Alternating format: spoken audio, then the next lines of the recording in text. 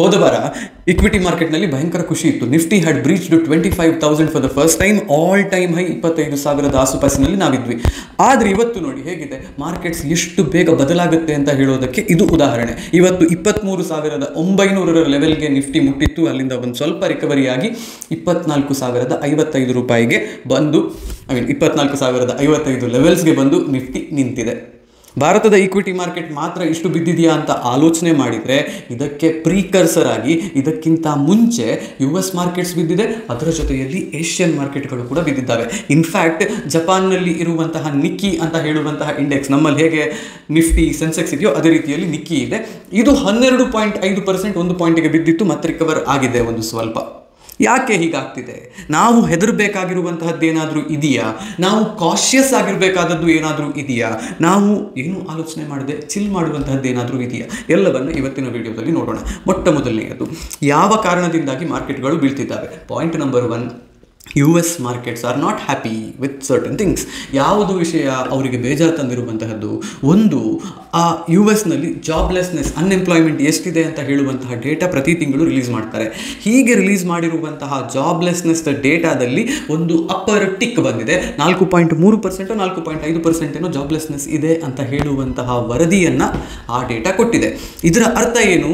ಎಷ್ಟು ಜಾಬ್ಗಳನ್ನು ತಿಂಗಳಿಂದ ತಿಂಗಳಿಗೆ ನಾವು ಆ್ಯಡ್ ಮಾಡಬೇಕು ಅಂತ ಎಕ್ಸ್ಪೆಕ್ಟ್ ಮಾಡ್ತಿದ್ವೋ ಅಷ್ಟು ಜಾಬನ್ನು ಆ್ಯಡ್ ಮಾಡೋದು ಸಾಧ್ಯ ಆಗ್ತಿಲ್ಲ ಅಂತ ಹೇಳುವುದನ್ನು ಈ ಡೇಟಾ ಹೇಳುತ್ತೆ.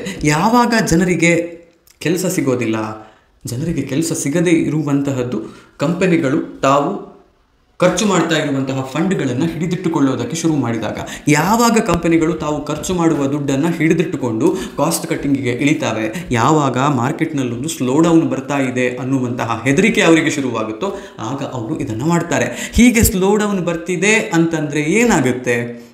ಸ್ಲೋ ಡೌನ್ ಬರ್ತಿದೆ ಅಂದರೆ ಜನರು ಖರ್ಚು ಮಾಡೋದು ಕಮ್ಮಿ ಆಗುತ್ತೆ, ಕಂಪನಿಗಳು ಪ್ರೊಡ್ಯೂಸ್ ಮಾಡೋದು ಕಮ್ಮಿ ಆಗುತ್ತೆ. ಹೀಗೆ ಕಮ್ಮಿ ಆಯಿತು ಅಂತಂದರೆ GDP ಗ್ರೋತ್ ಅಂತ ಹೇಳ್ತೀವಲ್ಲ, ಬೆಳವಣಿಗೆ ಆಗಿಕೊಂಡು ಹೋಗುವಂತಹದ್ದು GDP, ಅದು ಕುಂಠಿತವಾಗುತ್ತೆ.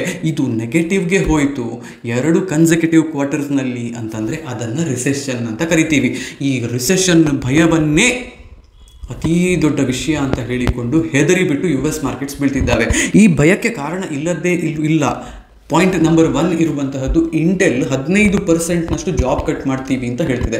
1,24,000 ಎಂಪ್ಲಾಯಿಗಳಿರುವಂತಹ ಕಂಪನಿಯಲ್ಲಿ 15% ಜನರನ್ನು ತೆಗಿತೀವಿ ಅಂದರೆ ಅಟ್ಲೀಸ್ಟ್ 18,000 ಜನ ಕೆಲಸ ಇಲ್ಲದೆ ಹೋಗ್ತಾರೆ. ಬಟ್ ಅವರ ಈ ಸಮಸ್ಯೆಗೂ ರಿಸೆಷನ್ಗೂ ಆ್ಯಕ್ಚುಲಿ ಸಂಬಂಧ ಇಲ್ಲ. Whatever is happening in Intel is internal to Intel.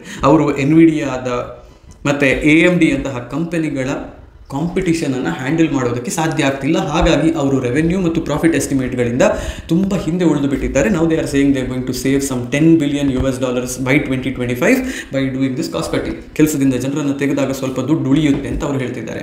ನನ್ನ ಪ್ರಕಾರ ಮಾರ್ಕೆಟ್ಗಳಿಗೆ ಹೆದರಿಕೆ ಹುಟ್ಟಿಸುವಂತಹದ್ದು ರಿಸಲ್ಟ್ ಬಂದಿರೋದು ಅಮೆಝಾನ್ದು.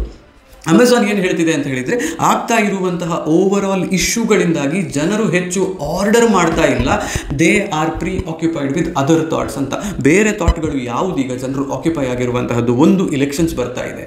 ಇನ್ನೊಂದು, ಇಸ್ರೇಲ್ ಮತ್ತು ಇರಾನ್ನ ನಡುವೆ ಇರುವಂತಹ ಟೆನ್ಷನ್ ಕಾರಣದಿಂದಲೂ ಆಗಿರಬಹುದು. Geopolitically things are not sitting well ಅಂತ ಹೇಳುವಂತಹದ್ದನ್ನು ಅಮೆಝಾನ್ ತನ್ನ ರಿಪೋರ್ಟ್ನಲ್ಲಿ ಹೇಳಿದೆ. ಹೀಗೆ ಜನರು ಆರ್ಡರ್ ಮಾಡೋದು ಕಮ್ಮಿ ಆದರೆ ನಮ್ಮ ರೆವೆನ್ಯೂ ಮತ್ತು ನಮ್ಮ ಪ್ರಾಫಿಟ್ ಕೂಡ ಕೆಳಗೆ ಬೀಳುತ್ತೆ ಅಂತ ಹೇಳೋದು ಅಮೆಝಾನ್ನ ರಿಪೋರ್ಟ್ನಲ್ಲಿದ್ದದ್ದು.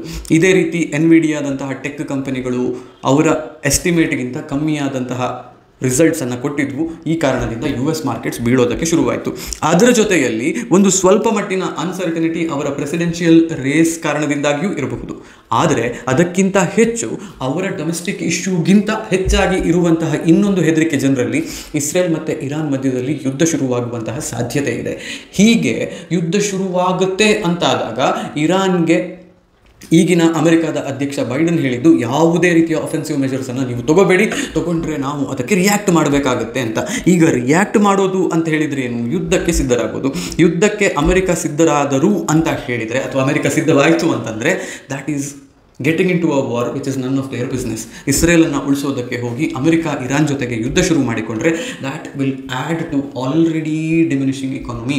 ಅವರ ಇಕಾನಮಿ ಆಲ್ರೆಡಿ ಸಮಸ್ಯೆಯನ್ನು ಉಂಟು ಮಾಡಿಕೊಂಡು ಸಮಸ್ಯೆಯಲ್ಲಿ ಸಿಕ್ಕಿಬಿದ್ದಿದೆ. ಅವರ ಡೆಟ್ ತುಂಬ ಹೆಚ್ಚಿದೆ. ಈಗ ಇನ್ನೊಂದು ಯುದ್ಧ ಮಾಡಿದರೆ ಅದರಿಂದ US ಎಕಾನಮಿಗೆ ಇನ್ನೂ ದೊಡ್ಡ ಪೆಟ್ಟು ಬೀಳುತ್ತೆ ಅಂತ ಹೇಳುವ ಹೆದರಿಕೆಯಿಂದಾಗಿ investors are going for safer bets. ಇದರ ಜೊತೆಗೆ ಇನ್ನೂ ಒಂದು ಅತೀ ದೊಡ್ಡ ಕಲ್ಪ್ರಿಟ್ ಈ ವಿಷಯದಲ್ಲಿ ಯಾರಿಗೂ ಕೂಡ ಅಷ್ಟು ಬೇಗ ಗೊತ್ತಾಗದೇ ಇರುವಂತಹದ್ದು ಜಪಾನ್ನಲ್ಲಿ ಏನಾಗ್ತಿದೆ. ಜಪಾನ್ನಲ್ಲಿ ಇದೇ ರೀತಿಯ ಇಕಾನಮಿ ಶ್ರಿಂಕ್ ಆಗುವಂತಹ ಸಮಸ್ಯೆಗಳು ಎಲ್ಲ ನಡೀತಾ ಇದ್ದಾವೆ. ಆ್ಯಂಡ್ ಜಪಾನ್ ಈಗೇನು ಮಾಡಿದೆ ಅಂತ ಹೇಳಿದರೆ ಸಾಲದ ಮೇಲೆ ಇಂಟ್ರೆಸ್ಟ್ ರೇಟನ್ನು ಹೆಚ್ಚು ಮಾಡ್ತೀನಿ ಅಂತ ಹೇಳಿದೆ. 2 ಸತಿ ಇಂಟ್ರೆಸ್ಟ್ ರೇಟ್ ಹೆಚ್ಚು ಮಾಡಿದ್ದಾರೆ ಈ ವರ್ಷದಲ್ಲಿ. ನೀವು ಅಲ್ಲಿ ಈಗ ಸಾಲವನ್ನು ತಗೋತೀರಾ ಅಂತ ಹೇಳಿದರೆ ಅದಕ್ಕೆ 0.25% ಇಂಟ್ರೆಸ್ಟನ್ನು ನೀವು ಕೊಡಬೇಕಾಗುತ್ತೆ. ಎಷ್ಟು? 0.25%.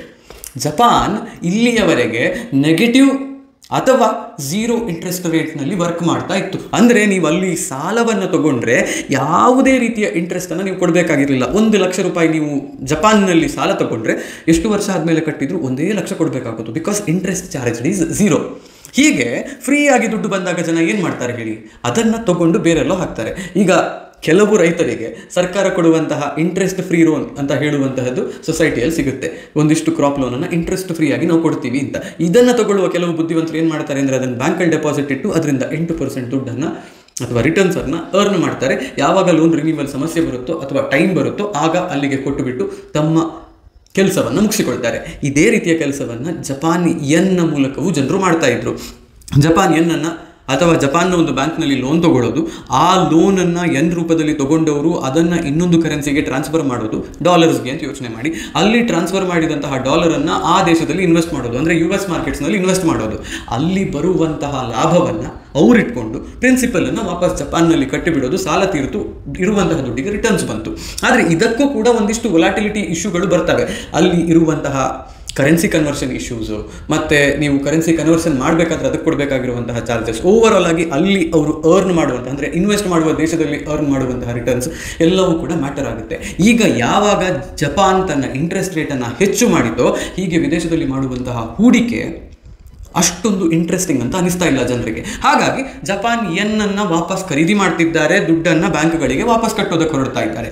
ಹೀಗೆ ಮಾಡಿದಾಗ ಏನಾಯಿತು, ಯಾವುದೇ ಕರೆನ್ಸಿಗೆ ಕನ್ವರ್ಷನ್ ಹೆಚ್ಚಾಗ್ತಿದೆ ಅಂತಂದರೆ, ಈಗ ನೀವು ಜಪಾನ್ ಯೆನ್ನನ್ನು ಮಾರಿ ಡಾಲರ್ಸನ್ನು ಖರೀದಿ ಮಾಡ್ತಿದ್ದೀರಾ ಅಂದರೆ ಡಾಲರ್ ಎಪ್ರಿಷಿಯೇಟ್ಸ್, ಡಾಲರನ್ನು ಮಾರಿ ಯೆನ್ ಖರೀದಿ ಮಾಡ್ತಿದ್ದೀರಾ ಅಂತ ಹೇಳಿದರೆ ಯೆನ್ ಎಪ್ರಿಷಿಯೇಟ್ ಆಗುತ್ತೆ. ಜಪಾನೀಸ್ ಯೆನ್ ಕಳೆದ 1 ತಿಂಗಳಲ್ಲಿ 10% ಎಪ್ರಿಷಿಯೇಟ್ ಆಗಿದೆ US ಡಾಲರ್ನ ಎಗೇನ್ಸ್ಟ್. ಹೀಗೆ ಎಪ್ರಿಷಿಯೇಟ್ ಆಗ್ತಿರುವಂತಹ ಯೆನ್ ಕಾರಣದಿಂದಾಗಿ ಅಲ್ಲಿ ಜನರು ಈಗ ಸೇಫರ್ ಇನ್ವೆಸ್ಟ್ಮೆಂಟ್ ಆಪ್ಷನ್ಸ್ ಯಾವುದು ಅಂತ ನೋಡಿಕೊಂಡು ದೇಶದಲ್ಲಿಯೇ ಹೂಡಿಕೆ ಮಾಡುವ ಪ್ರಯತ್ನವನ್ನು ಪಡ್ತಿದ್ದಾರೆ. That to in debt instruments and not in equity. ಈ ಕಾರಣದಿಂದಾಗಿ ಇಕ್ವಿಟಿ ಮಾರ್ಕೆಟ್ ಜಪಾನ್ನಲ್ಲಿ ಕ್ರ್ಯಾಶ್ ಆಗ್ತಿದೆ. ಯೆನ್ ಸ್ಟ್ರಾಂಗ್ ಆಗ್ತಾ ಇದೆ. ಯೆನ್ ಸ್ಟ್ರಾಂಗ್ ಆಗ್ತಾ ಇರುವ ಕಾರಣದಿಂದಾಗಿ ಡಾಲರ್ ರೇಟ್ ಡಿಮಿನಿಷ್ ಆಗ್ತಾ ಇದೆ. ಇದೆಲ್ಲವೂ ಕೂಡ ಕಾಂಪೌಂಡ್ ಆದಂತಹ ಇಫೆಕ್ಟನ್ನು ಕೊಟ್ಟು ಇವತ್ತು ಮಾರ್ಕೆಟ್ಗಳು ಬಿದ್ದಿದ್ದಾವೆ. ಇದರಿಂದ ಭಾರತಕ್ಕೆ ಏನಾದರೂ ನೇರವಾದ ಇಫೆಕ್ಟ್ ಇದೆಯಾ ಅನ್ನುವ ಆಲೋಚನೆಯನ್ನು ನಾವು ಮಾಡಿದರೆ, ಜಾಪನೀಸ್ ಇನ್ವೆಸ್ಟರ್ಸ್ 2.05 ಟ್ರಿಲಿಯನ್ ರುಪೀಸ್ ಅಷ್ಟು ಹೂಡಿಕೆಯನ್ನು ಭಾರತದ ಇಕ್ವಿಟಿಯ ಮೇಲೂ ಕೂಡ ಮಾಡಿದ್ದಾರೆ.